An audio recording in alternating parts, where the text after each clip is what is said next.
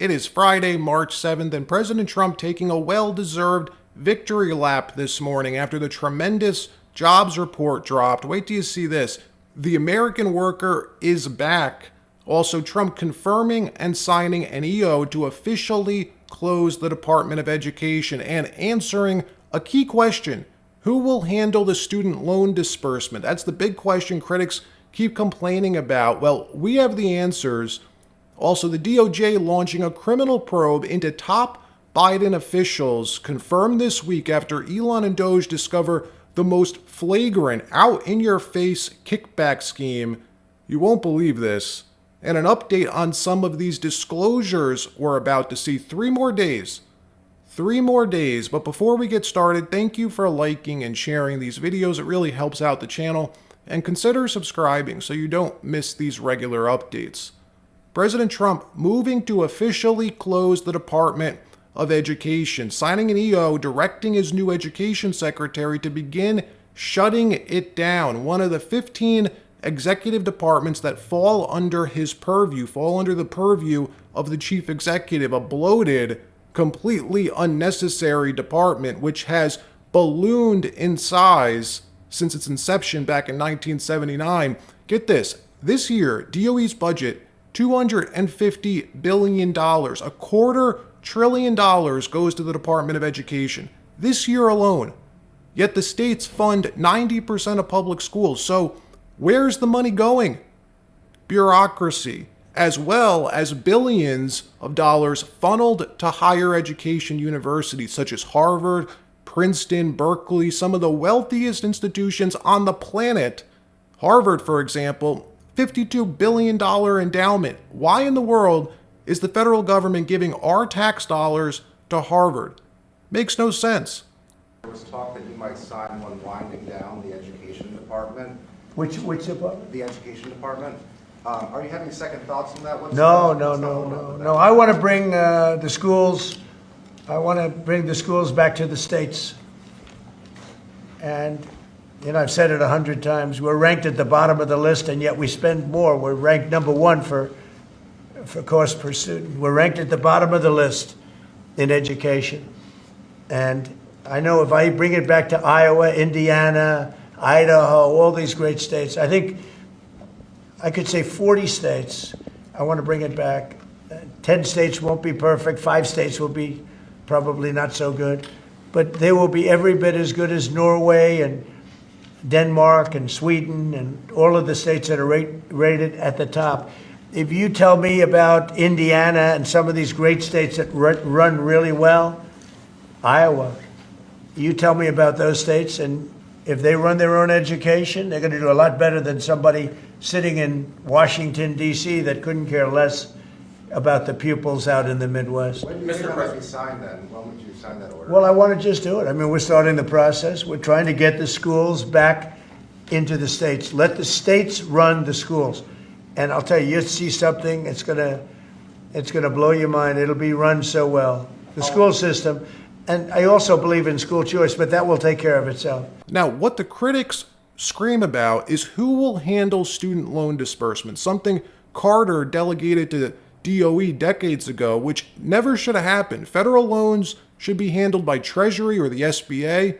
And President Trump confirming yesterday, answering these questions, confirming that this EO moves to shut down the Department of Education for good, saving taxpayers hundreds of billions of dollars a year. Watch. A follow-up to that, Mr. President, if the Education Department were eliminated, how would you see sort of what department, what agency would handle student loans and the other types of federal grants that the education department? That would be brought into either Treasury or Small Business Administration or Commerce. And we've actually had that discussion today. Another story, the jobs report was released this morning, and after all the fear-mongering from the mainstream media, it turns out this was the best jobs report we've seen in years. 151,000 new jobs created, way over expectations, but key to this report was that it was the first time in the last 15 months that native-born Americans actually gained jobs over migrant foreign-born workers. Over 284,000 American-born workers were given a job. Jobs created for 284 American-born workers, while 87,000 foreign-born migrant workers lost their jobs. This is something you won't hear on corporate media, but it's key to President Trump's economic policies. And for the first time, by the way, 10,000 plus manufacturing jobs were created last month. Watch. I think that the three things that you emphasized during the campaign is that you wanted to create domestic, high-paying manufacturing jobs, that you wanted to end wasteful government spending and reduce the unproductive government workers, and in fact unleash them into the private economy where they could be more productive, and to create jobs for Americans. A lot of people said that if you deported illegals, that employment would go down because no Americans would take those jobs. And if you look, 280,000 American-born folks were hired, manufacturing jobs are going up. And this is just out of the expectation of your future policies, really, sir. It's in April when your Reciprocal Trade Act is expected to happen. The tax cuts haven't passed yet. And so people are clearly expecting the golden age. And if you want to forecast the future numbers, everybody, just keep in mind that President Trump has already gotten us $1.7 trillion in commitments of new factories. And those haven't even happened yet. Those aren't even in the numbers. And so I expect this is going to be a glimpse of a golden age to come, sir. Gains for native-born Americans. For the first time in 15 months, the job gains for native-born Americans, for American people born in America, exceeded job gains for migrant and foreign-born workers. This is the first time that's happened in more than 15 months. Employment for native-born workers went up by 284,000, while foreign-born workers went down by 87,000. So with all the fear-mongering about Trump's tariffs and them crashing the economy, boosting inflation, all false. Tariffs are not inflationary. In fact, they're de facto deflationary. Printing money, adding more currency to our system is the only way to increase inflation. And that's ending. Trump's cutting federal spending. And this is important. If you listen to the liberal media all week, they've been jumping up and down about Trump's indecisiveness over tariffs, that he keeps changing his mind. Each week he puts tariffs on, then he pauses them, puts them on, pauses them. The reason he's doing that, the reason he just paused Mexico's tariffs until April 2nd is because he's giving the manufacturing firms time to relocate and open their manufacturing plants here in the U.S. They told him, we're not ready yet. We haven't built the plants yet. We need a little bit more time. They've been in constant communication with the largest automakers, steel companies. They're coordinating this tariff plan. He doesn't want to impose them when the manufacturers aren't ready to open. Otherwise, you'll see temporary disruptions, which could temporarily cause prices to rise. That's what the pause is for. In another story, a crazy story, Trump's new Secretary of Energy, Lee Zeldin, with Elon's Doge team, uncovering what appears to be the most flagrant, out in the open fraud kickback scheme we've seen yet. Lee Zeldin confirming that Pam Bondi is investigating this and that the FBI has opened a criminal investigation and that subpoenas have gone out after learning, get this, in the final weeks of the Biden administration, top officials at DOE transferred $20 billion to an outside checking account, opened under a shelf company. Now, these 8 Biden Department of Energy officials knew they were about to lose their jobs, so they created their own NGOs with climate change related names and awarded themselves this cash, $20 billion awarded to these brand new 8 NGOs, which were created and ran by these same Department of Energy officials. This is like the most corrupt and disgusting abuse of power. And in my view, clear-cut fraud, raiding the cupboards before selling the house. That's what this is. And the mainstream media, silent about it, covering it up. Watch. Lee Zeldin, Trump's EPA administrator. Is this a kickback? Is it theft? Is it graft? What would you call it? All the above. It's a green slush fund, $20 billion parked at an outside bank towards the end of the Biden administration, given to just 8 NGOs. You just named a bunch of them. These NGOs were created for the first time, many of them just to get this money. And they're pass-throughs. So the EPA entered into this account control agreement with these entities. Treasury enters into a financial agent agreement with the bank, and they design it to tie the EPA's hands behind their back, to tie the federal government's hands behind its back. So when the money goes through the NGOs to subgrantees, many of them also pass-throughs, we don't know where it's going. We don't have the proper amount of oversight. And as you pointed out, it's going to people who are in the Obama and Biden administrations. It's going to donors. It's not going directly, as you pointed out, thankfully you did, it's not going directly to remediate that environmental issue to deliver clean air, land, and water. It's billions, tens of billions of dollars going through their friends. Well, they're going to say they didn't steal it.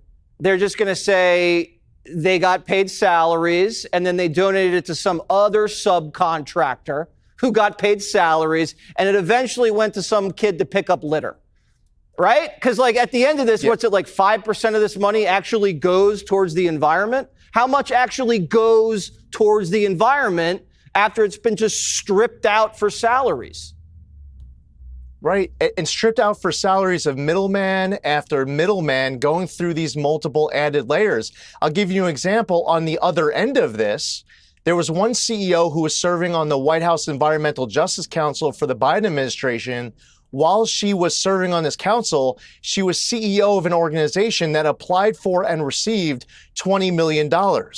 So some people were able to, with the right connections, be on the receiving end of billions of dollars. Others on the other end of this getting tens of millions of dollars, and the federal government not having oversight. And, I just mentioned the account control agreements that were entered into at EPA and these prime recipients. They were amending the account control agreements right up to the inauguration. There were amended account control agreements we found January 13th. So they were scrambling before you guys got in there and kicked some tires. They amended it.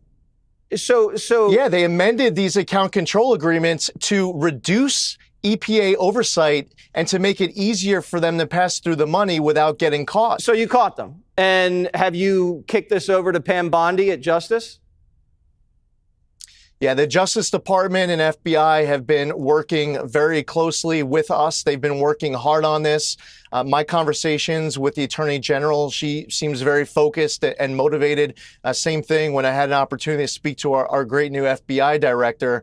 We have to ensure that there's accountability here, and we have to make sure that the federal government reestablishes oversight. We can't afford as a country to have this kind of money wasted. We should have zero tolerance for even a penny of waste and abuse. Wow. But there should be no way that tens of billions are going up. A lot of scandals in the Biden administration, but this seems like a whopper. Glad you found it out. Lee Zeldin, we really appreciate it. Let's get to the bottom of it. Elon Musk keeps raising this issue on X. He spoke about it on Rogan's podcast last week. Last night, he posted about it again, writing the Democrat government-funded NGO scam might be the biggest theft of taxpayer money ever.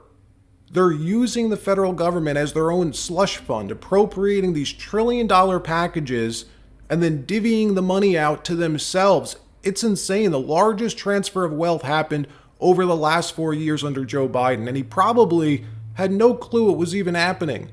It's the same thing with these proxy wars around the world. With Russia, they make Russia into the boogeyman to convince Americans to be scared, to increase defense spending. They're doing it to squeeze more money out of our tax base to enrich themselves. The NGO scam over the last 4 years, it's one and the same. It needs to stop. In another story, President Trump announcing yesterday a major report coming out next week on both of his would-be assassins, saying the second one with the cell phones, I want to find the answers. They're giving me a report next week. I want to release the report. Please do. Watch. It's been 7 months. Why do you think we don't know more about the guy who shot you in the ear? Yeah, well, and the second one with all of his cell phones. So I want to find the answers. I've told them. In fact, today I said, I want to find, we can no longer blame Biden for that one. He should have released that a long time ago. So they are giving me a report next week sometime, and I do believe I'll be releasing. I want to release the report. A lot of people have asked that question. You had one who had 3 apps, 2 of which were foreign, supposedly, and who has the biggest white shoe law firm in Pennsylvania, even though they don't live in necessarily a white shoe area. what's that all about? His law, the law firm. The other one had 7 or 6 cell phones. And I don't have 6 cell phones. And why would somebody have 6 cell phones? So we're going to be releasing a report on that soon, Peter. But based on what you're saying right there, the lack of information and the data points that you just gave, does that make you think that there's some part of that there's some bigger? It could be. Well, it makes other people think that. It makes me think it a little bit too. I say, when you have 3 apps and 2 of them are foreign, and you had an FBI that wouldn't report on it, they didn't want to say why, I would say that could be suspicious. And then on the second assassin, you had, and by the way, I have to tell you, Secret Service did a great job on that by spotting him. But on the second one, he had 6 cell phones. That's a lot of cell phones.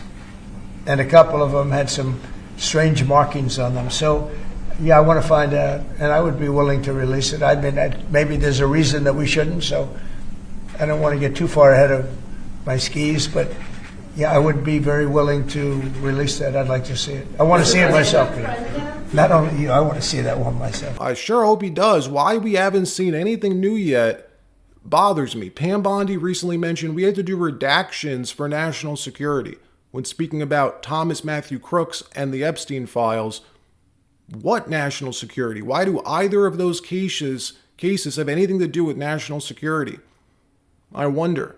In 3 days is the deadline from Trump's original January 23rd executive order to declassify and release the JFK, MLK, and RFK files. In that EO, he gave them 45 days. Well, again, that's in 3 days from today, to provide him with a final plan for their release. I'll be waiting and asking for an update. I'll keep you posted. All right, that wraps up this episode. Like, subscribe. We'll see you next time.